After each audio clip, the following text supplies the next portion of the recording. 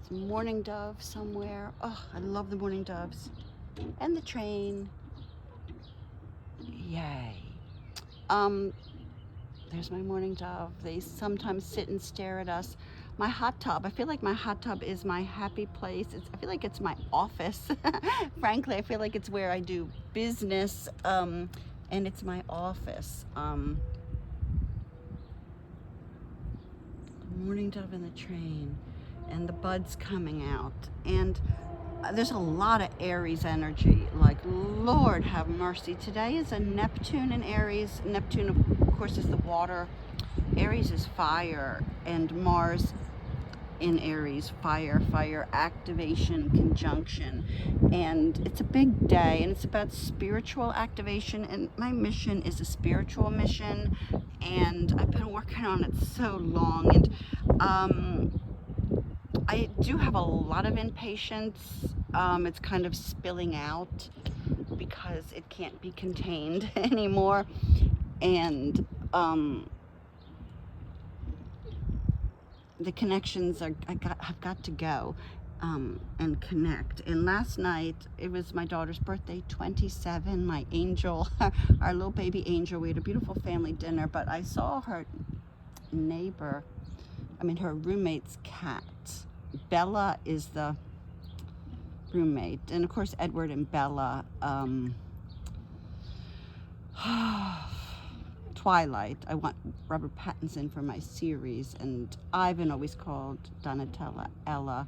So the Bella is significant in the cat. Oh, the black cat. I saw him. He was too big for their little tiny apartment. I felt bad for him.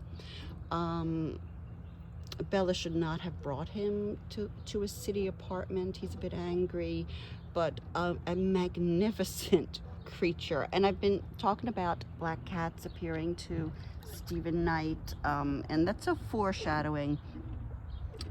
And so I'm restless, but I saw a black cat. Everybody at the restaurant was so freaking high end. Like, it's Center City, Philly. Philly is a restaurant town. It's a global restaurant town. We were in the heart of a high-end district, but still the people were so high end and posh. And then my friend sent me an interview with Joyce Carol Oates, and I want Joyce Carol Oates to edit the hot mess that is my novel. It's 500 pages of basically a diary, blood, sweat, and tears, a lot of trauma and drama. But Joyce Carol Oates, my favorite author, always growing up. I know that she was Emily Bronte, who wrote Wuthering Heights reincarnated, and I would like to tell her that. And she lives in New Jersey, about an hour from me. And I actually met somebody, like a real weird guy, at a party, and he was a 2-bit professor at a community college of English, and he was a dumbass. He actually wanted to have an affair with me. He was married, his wife was there, and he was a dumbass. He had met Joyce Carol Oates. She came to his dumbass college, and he didn't even know who she was. So I know somebody that knows Joyce Carol Oates. My friend that sent me this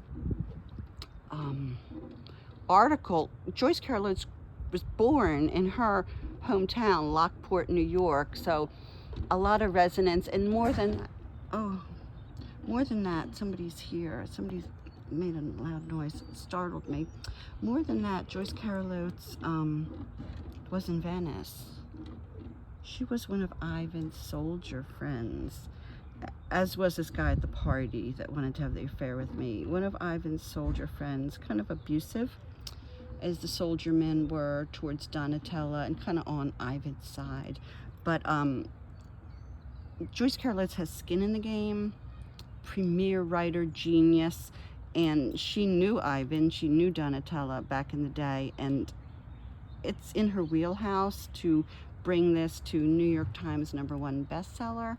And in the article, I could only read about 2 pages of it because she was so astonishingly intelligent that my brain couldn't absorb it. Like, the woman is a genius, and she said she'd love to edit, and stone cold genius. So this is for Joyce Carol Oates, and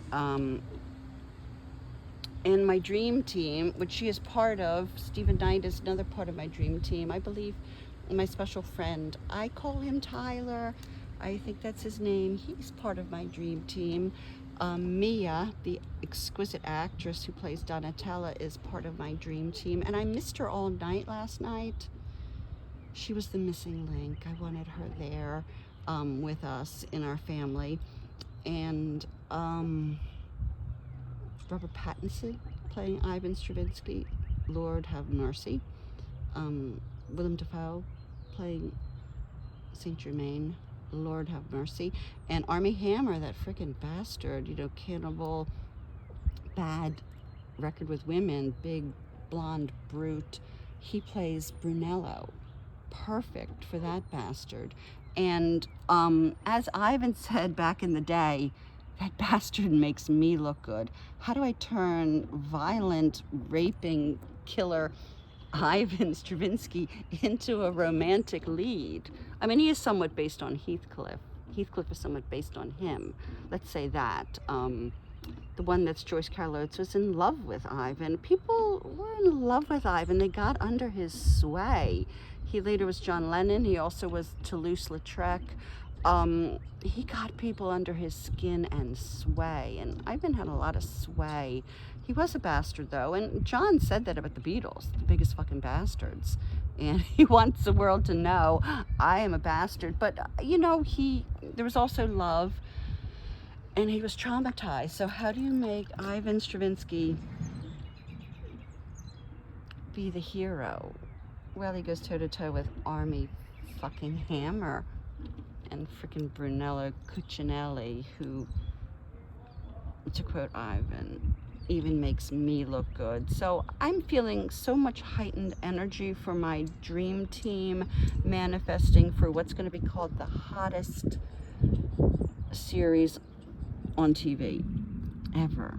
Hot sex, romantic sex, tragic sex, transcendental sex, kinky sex, degraded sex, sex for show, sex for violence, sex for a warning, and a hot rock and roll soundtrack. But more than that, a story that says where we are, where we've been, and is about healing and love.